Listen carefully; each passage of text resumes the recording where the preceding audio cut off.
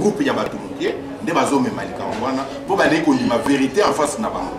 La vérité en face n'est que nous sommes devant Tshisekedi qui nous a dit que cette fois-ci il ira jusqu'au bout. Il y a moins de tout ce qui est pour n'abisso tous au bout de l'imposteur doit partir. Tellement qu'il y a de multinationaux au balingi toujours qui va profiter de la richesse yango.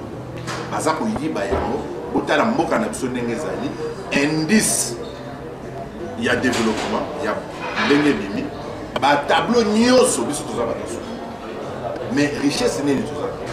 Alors batouana oyo bazo yiba ba richesse biso balingi bazala na batu ko ya bango na kati ya politique de façon il va défendre la dossier bango pe ba défendre la dossier la bango. Donc combine wana et créer système mafieux moko boye. Oh biso ba congolais ya RDC pena ba diaspora tolongi etumba na biso epai ya ba satana binemi numéro 1 ya peuple congolais kobana na Ngoi Mulunda na Jacques Njoli soi-disant pasteur Bozali ba représentant ya Satan. Je pense que je micro pasteur Bobo à travers le monde dentro do baki de l'autre côté de l'Angleterre monde où ils ont la diaspora bana bali ko sala fierté ya diaspora bana ya Londres bana Angleterre tout l'Angleterre to pesi mbote na bana Angleterre mobimba to kina bana États-Unis bana Canada bana Paris bana Belgique na kin partout to pesi mbote a toujours na Angleterre to représentant ya UDPS na Katia mboka ya Angleterre mobimba to pesi mbote pe ya ko se présenter mbote to l'option Théo, est-ce que vous pouvez se présenter à travers le monde? Oui, merci Mingi, Pasteur Bobo. On a temps au PCBSOP, espace pour la tenue pour s'exprimer. Bon, c'est Théophile Ngombo, Nazali représentant, il y a IDPS, Awa, la Grande-Bretagne, au Vimba. Merci beaucoup. Est-ce que vous pouvez savoir que vous avez un crime? Vous pouvez savoir que IDPS, les lots, la Grande-Bretagne. Bon, IDPS na kati ya Grande-Bretagne ezokende bien. Toza na ba section na biso nyonso partout ezosala mosala na yango bakotanaka chaque mois. Et biso pe na kati ya fédération tokutanaka une fois chaque 3 mois. Donc par an tokutanaka 4 fois trimestriellement. Et puis tozalaka na convention na biso démocratique où esalamaka 2 fois l'an où ezala kola parlement ya Grande-Bretagne. Ainsi était IDPS non le but na kati ya Grande-Bretagne ezanga buna kin ba musu ba ke parlement ba musu ba candidat. Aujourd'hui qu'on représenter quel côté il y a battu à parlement tout il y a battu ba candidat. Té loko wana photo mega koloba yango très bien. Quand on parle de l'IDPS au niveau national na Kinshasa, l'IDPS est à Moko, dirigé par M. Etienne Tshisekedi Wamulumba, le président élu de la République démocratique du Congo. Il s'est fait que dans l'élection il y a 2011, on a vu que qui est na liste ya IDPS, bakendeki à l'encontre il y a ligne tracée par le parti, bakendeki ko siéger na kati ya parlement. Alors les pays na biso tolobaki ki ba s'auto exclure bango moko balongwe po bakendeki kuna pas pour défendre la situation ya mboka, bayebaki bien que Ngoi Mulunda apesaki majorité moko écrasante na Kanambe de façon que makambo nyonso bakozala na yango eleka. Alors toyebaki ke même ceux qui va siéger kuna eloka malongwe kozala te tolobaki fallait to continuer pression na biso ndenge le diaspora c'est même l'action bato sala mikolo oyo contre Kagame des actions moko et puis c'est fierté il y a diaspora l'action pourquoi le bon action ana ezali ndenge tolobi fierté ya lutte ensemble tozo mener pona ko libérer mboka na biso na boumbu oyo ekoti sikoyo. Na sûr que moto nyonso alandaki yango samedi le 18 na Oxford tozalaki biso nyonso wana makambo ndenge elekaki parce que photo le beloko moko sikoyo mboka oyo ya Grande-Bretagne eza kosala fierté ya bakongolais nyonso. Awa nde esika makambo nyonso ebanda bamboka nyonso ezaki kolala bongi awa totelemi tolobi ke te o eza yango te il faut tobundela mboka na biso. Kagame azwaki oyo ya ye bino nyonso boyoki pour un président de la République atelema akoma kosala kimangobo asala théâtre ndenge azalaki koloba wana elakisi ke il était tellement touché na ye moko. Alors andimaki yango te po ezalaki première fois na ye amona résistance na bacongolais akutana na bango face à face amona pe ke wi congolais azobanga te soki bapolisier tembele vraiment azwaki mpona porte na ye.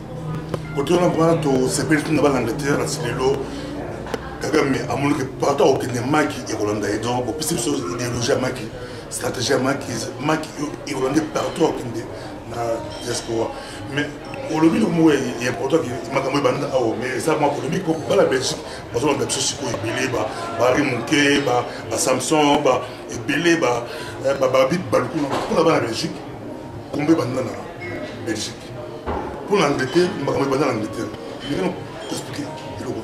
Bon, en tout cas, photos à la claire, coup de chapeau, na mutu oyo américain.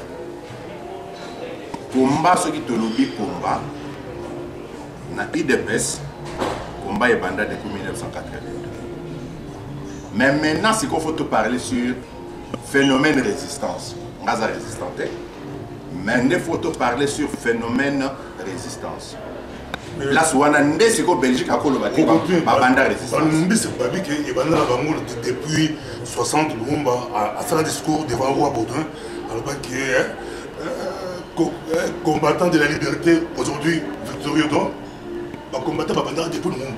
Bino mobi ba combattant ba banda depuis UDPS ba combattant ba résistant avec les bandits na UDPS te me bandits ba combattant. Mais quand on continue bon et pas une abisso UDPS to yebike le mot combattant c'est lui de pèse tout bengaka ba membre de la biso tout bengaka ba combattant UDPS ne abanda combattant voilà to zala ki ba biso nde ba premier ko benga ba combattant to banda biso parce que to ba ki to combattre un régime un système ozaki en place voilà où place combo ya combattant et bima. Nous exigeons comme une nécessité absolue le départ de M. Mobutu pour qu'on puisse parler d'une transition quelconque entre ce que lui-même a aboli suite à la volonté du peuple, sa deuxième république et la république suivante. L'IDPS c'est ça combattant. Mais maintenant, dans la Grande-Bretagne, résistance est salama, il s'associer na combat wana tozalaki. Ceux qui battent mususu balungi baluka kolobake bangonde ba banda résistance te na kolobati wana babosani histoire. Résistance est banda na Grande-Bretagne. Donc résistance à Grande-Bretagne. Quand on parle de la résistance historiquement, et banda na Grande-Bretagne. Bana Paris, Bazolanda, Bana Belgique, Bazolanda, Bana Canada, Bana fait tout Baoula, la remontée Baby, Bana Bazon en Europe. Mais vous êtes sûr que ma banda na Grande-Bretagne. Tout le monde a retracé Mouké. Et bandé la ndenge. On battu ya liboso, ba musicien liboso, ba betama. Les allés qui en 2005. Alors, il y a 2005, Mboka Nino Yokaki, résistance à Zalaki. Et Banda, tout en marche, il y a le 30 juin 2005. Avant marche, Jiba Zalaki na Mboka. Les musiciens n'ayemi balé, bazaki na voiture, ba betama na point, bo ba yebi chopa de Messi, t'es pas Papa Nzuki. Ba betama place wana. Voilà élan, tout na marche, Oezaki ya munene na 2005. Tozongi toke na salle ya Justin. Les places zoko sangana pona ko bongisa marche. Na salle wana ya Justin, nde bato batele babité, jiba ko beta te. Tala et là wana et bandi wana ke liboso. Alors Belgique, France ba pays nyoso wana ba ko discuter paternité ya combat na comment exactement. Place combat et bandi ndé. Mais histoire wana za mulayi. On a ton continent, ça polémique, mais puis éclaircissement donc na Belgique, des gens avec combien bandé là-bas na Congo, donc ba terminer la prise ya Bukavu le roi Kundu. On a ton second. Tout ça on a UDPS parti UDPS. Les lots na quand il y a diaspora de l'eau, l'Angleterre, sur total l'Angleterre, tout le monde a UDPS. Les bandes na rigueur absolument tout les bandes. Quand on prend l'Angleterre, tout le monde a résistance. On dirait UDPS au Azaki, la fille, il y a ça, maman, il y a Batounos. Mais on dirait UDPS, moi c'est ma résistance hématique. Mais comment expliquer le mot? Non, maintenant, IDPS comme télévision Sotomoni Awa, avant l'élection, le président Kambola qui partout, l'air aïe Namboka Polo, Toyamiye, mouvement Ekeli. Il y a Liboso, Akiwana et la Moussa Batou partout. Mais c'est l'IDPS Grande-Bretagne avec les résistants ensemble. Bastion et Makamounio César. L'air qui s'est gagné à commune Mboka Congo, Toyambi na King's Cross, mouvement Wana et PC est là partout. Batunion, c'est pas comment vous le voyez. Bassa la plus que Grande-Bretagne. Batunion. Mais pays monte ça la plus. Pays monte ça la plus pour avoir des places Masolé Bandaka, avoir des places Masolé là. Donc, les Vandande Awa. Donc, tous allons toujours en avant-plan, avant-gardiste. Tous en même période, il y a une élection. Et ça, dans mon côté, c'est le Makambo, le Kola Awa na Grande-Bretagne. Nous avons là la Libanda. Batunion se confondit, les pèses, les résistants. Batunion se sont là, dans Downing Street. Banani na Mukili Mobimbawa, balala. Tout ça, la marche na Mukili, il y a plus de 10 000 Congolais babima na balabala. Nambila Akamo. Tout ça, l'équipe marche à soutenir. Et là, on a des actes que tout ça, il est là. Et si, maman babima na Mboka. Batondi ça dans il ne peut pas être actif la fédération.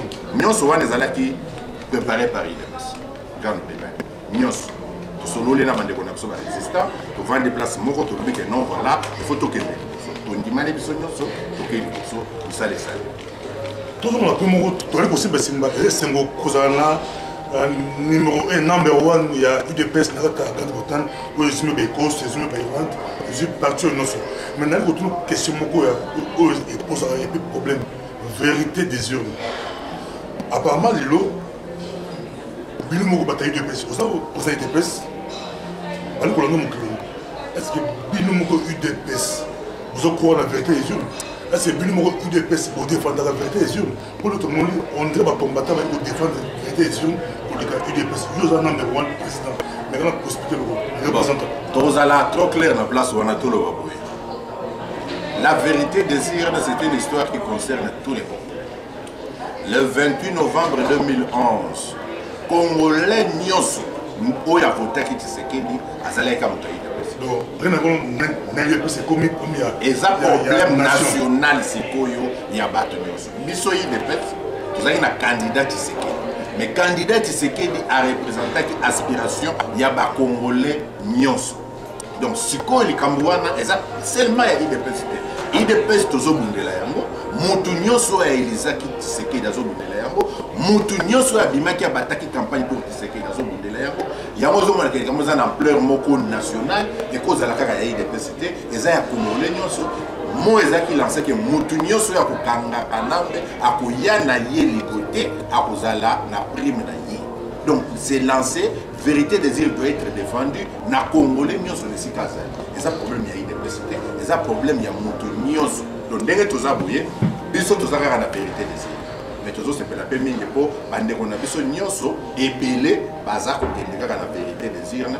To luka de façon que mutu o biso ko danger zali wana. O photo ye bezake.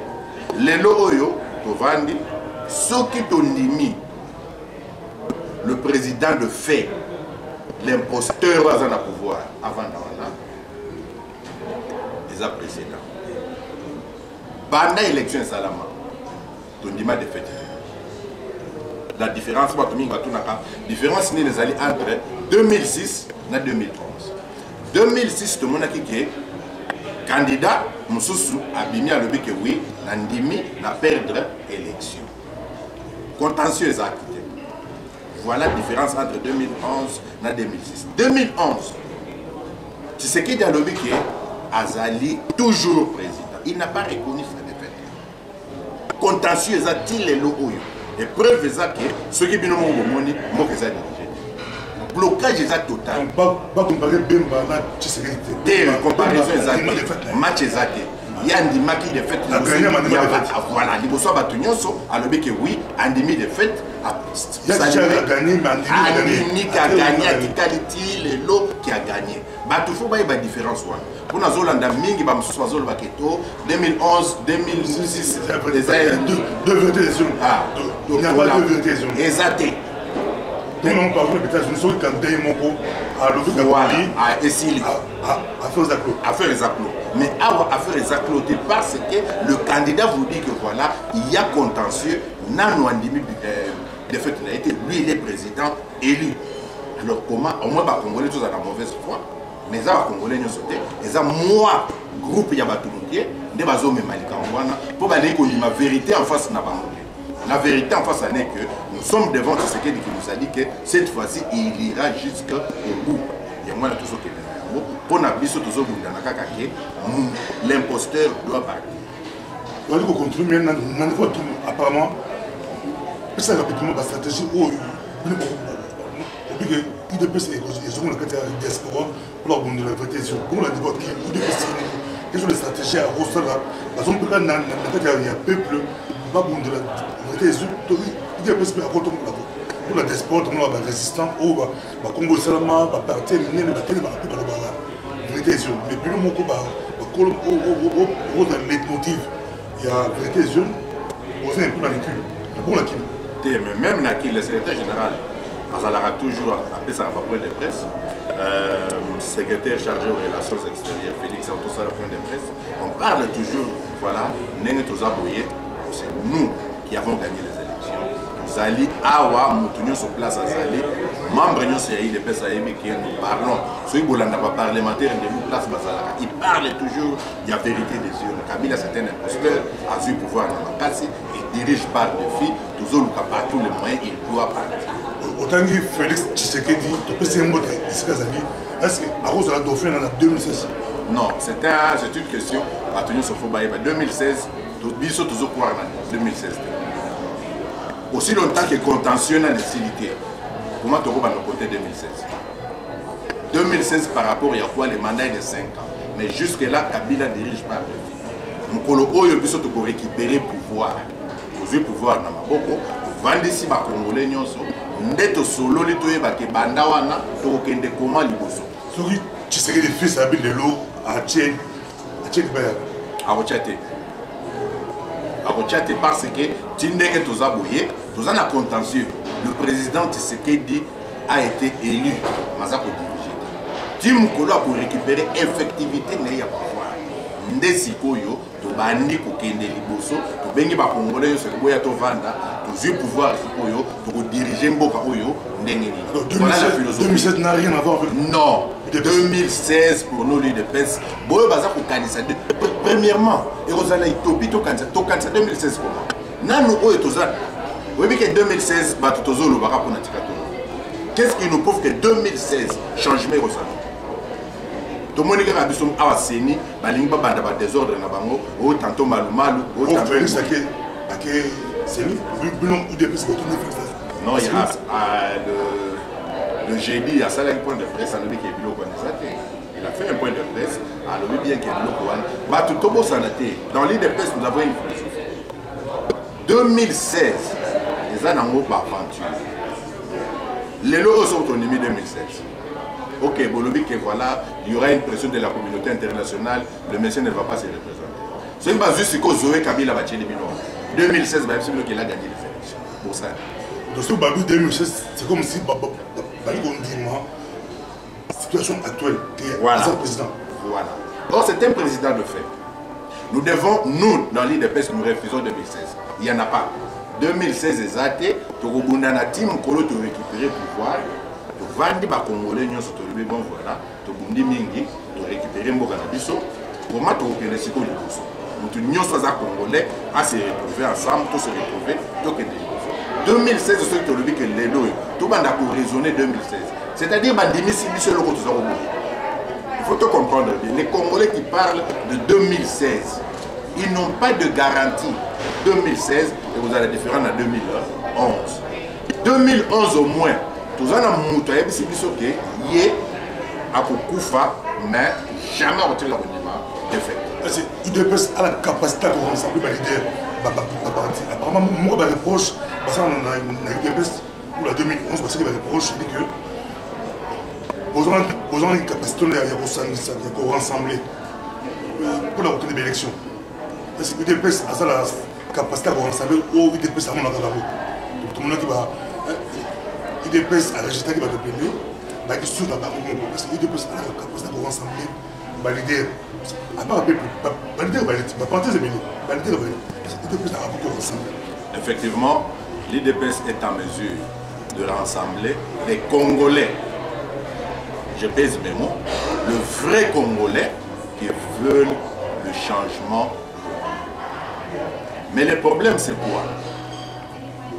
Au sein de l'élite de la classe politique congolaise, tous en abattent.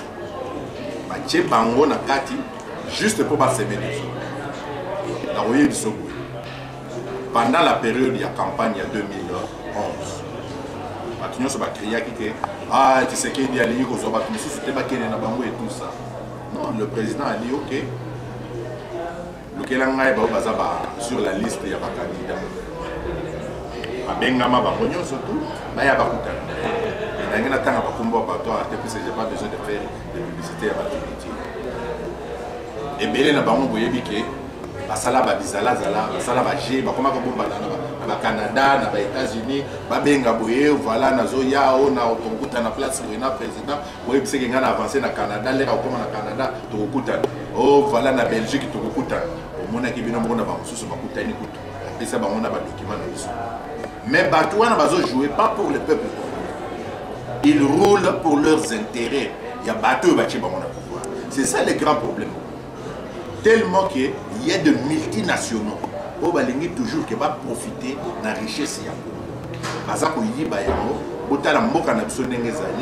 a indice. Il y a développement. Il y a bénéfice. Tableau nioso. Mais richesse n'est pas tout ça. Alors, Batouana, où est bazo yiba ba richesse na biso. Balingi bazala na batu po ya bango na kati ya politique. De façon il va défendre la dossier. Bango peut pas défendre la dossier na bango. Donc combine wana et créer système mafieux moko boye où ils ont dirigé. Yango wana Batouana se bazala ke o bomoni likambo bimi abimeli bino koto. Bonga na za opposant. Likambo bimi koto abimi nga za politicien. Abandi obele. Mais au fond bazala ba carton vide. Mais pour nous, c'est pour ça qu'il y a un progressé. Pour nous, c'est pour ça qu'il y a plus de mots. Si les candidats, il y a des candidats, il y a des candidats, si vous rejoignez Kingo, Caméra et les autres, il y a des candidats dans la liste. Par contre, il y a des candidats qui ont approché les vieux, quand on a gagné l'élection, il faut ici, avant l'élection, on fait à Yambaki.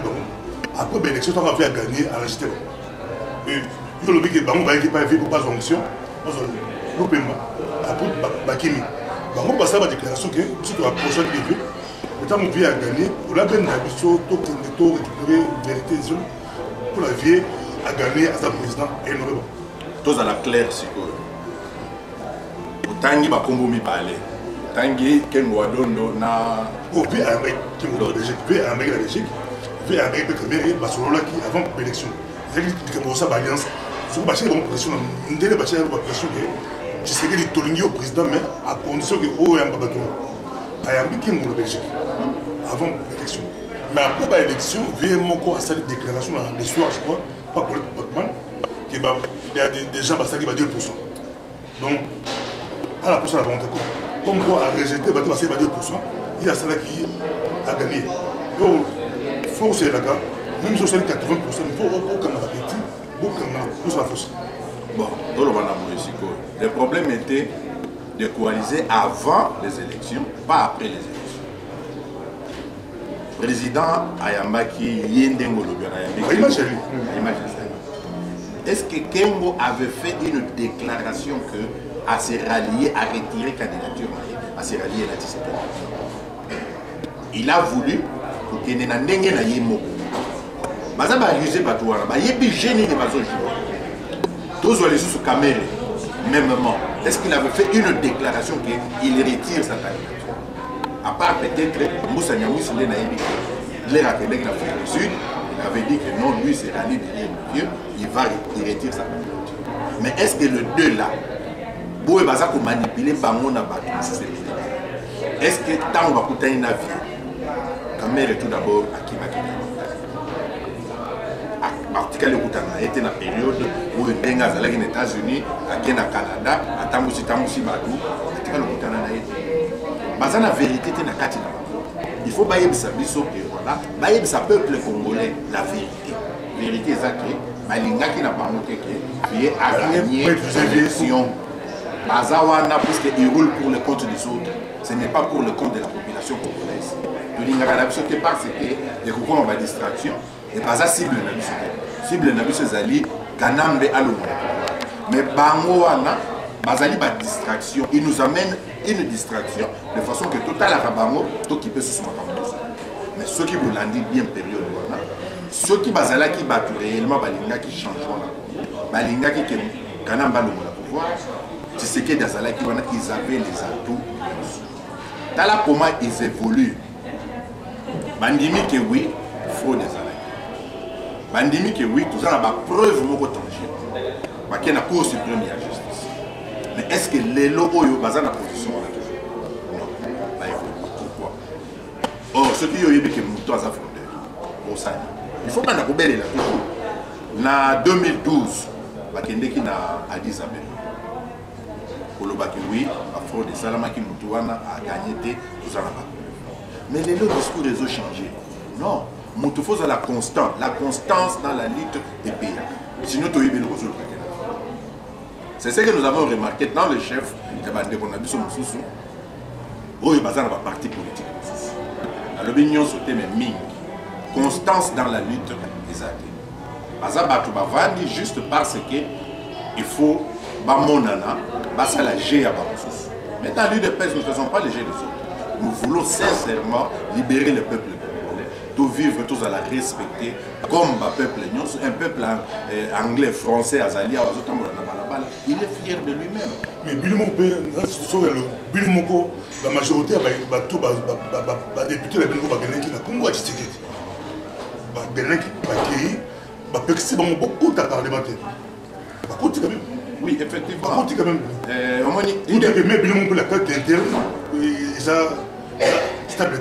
IDPS, c'est une grande famille. Oui, il y a eu... Sur la côté de la paralysé par le Parlement. Parce que la majorité a parti à l'opposition, il y a beaucoup de Parlement. Oui, si c'était l'opposition. Bangonios. Sur l'IDPS, il y a une number one. Oui. Il est paralysé. Et les gens qui effectivement est paralysé, au monde qui est là, il y a Makasi, IDPS, ceux qui ont benda qui le sous ba o nyonso ba bataki campagne la figure ya Tshisekedi bango nyonso wana soki ba yaki c'était possible que l'IDPS na bango ba former opposition ba former parlement moko boye parallèle na solo la kina bango na ebele ya ba député wana bon pe bazolanda ngabu ba yebi ndenge to sango tanga ba kombo na bango ndenge to solo la kina bango bo bazaki na ba parti mosusu na yebi sa bango na mes chers frères Moussa comme le président Moussa la parlement na bino ya bino Moussa sa ekel Moussa ngana botika bango na oya bango bino no ya bino to bloquer ba institution nyonso wana machine za koza bloquer to banda sko ba oya koluka ke comment to faire avancer la Chine mais mabanga ki ke ba bando beta biso ba la CNT la CNT mais on a posé une question yo président EPS UDPS alors que force à partir de base sur l'élection hier nous sommes sur un jour l'élection babi ba Théo pour Théo pesa biso ba candidat na ba différents échelons provincial ou ba député national dans le niveau d'Angleterre.